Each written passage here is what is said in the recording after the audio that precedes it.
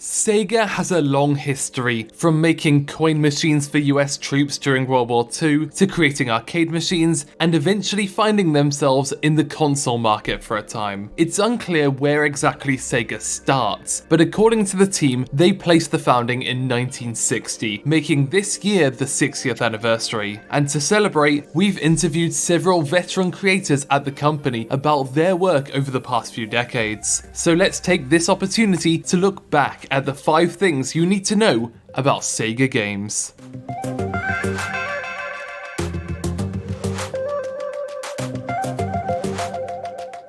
The Sega Mega Drive wasn't the company's first console, but it was certainly the most important. The console took the 16-bit microprocessor they were using for their arcade cabinets and adapted it into a home console, becoming the first successful 16-bit console at the time, 2 years earlier than the Super Famicom. At the time, they thought that games could become as popular as music, and so they designed the console to look like a cassette player, which used to largely come in black. And as a way of bragging about their 16-bit capabilities, they had it written in gold letters on top, something the director of R&D at the time admitted was pretty expensive.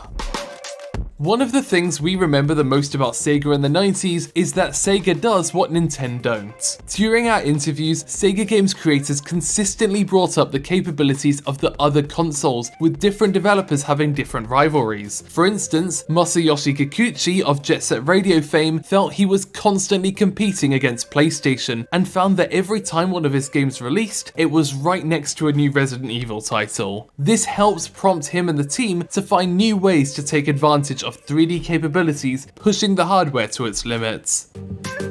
But at the same time, while Sega was influenced and prompted by their rivalries with Sony and Nintendo, those at Sega speak about a level of unprecedented freedom they were given to come up with their own ideas and be able to pitch them rather than just being told what to make. For instance, Sonic was made as a Mario competitor, but in actuality, Sonic plays nothing like Mario or any other platformer at the time, taking advantage of the Mega Drive to have him speed across the map. In this way, Chief Creative Officer Toshihiro Nagoshi refers to Sega as having the soul of an indie company.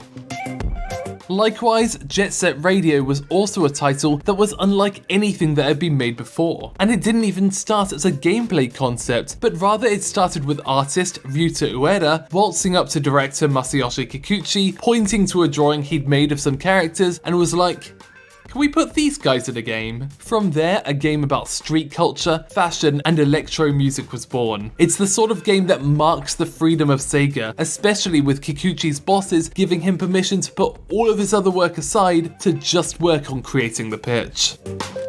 Those who used to play racing games on Sega consoles will likely be familiar with the work of Hiroshi Kawaguchi, composer of the Outrun series that has influenced a load of musicians since he started out in the 80s. But the thing is, Kawaguchi wasn't hired as a composer. In fact, he was hired as a programmer. He told them in the interview that he really wanted to make music and also knew a bit of programming. But ultimately, they made him a programmer. But by the next year, he'd gotten familiar with designer Yu Suzuki, and they'd spoken about his musical experience. So, Suzuki gave him the chance to compose for the game Hang On, a motorbike racing title, and from there, he moved away from programming and moved into the music team, where he wanted to be from the start. But with that said, he has combined his skills to do music programming in the past, so it all worked out well in the end. Thanks for watching OTAQUEST in Japan. Feel free to subscribe to find out more about the art and creation of Japanese pop culture.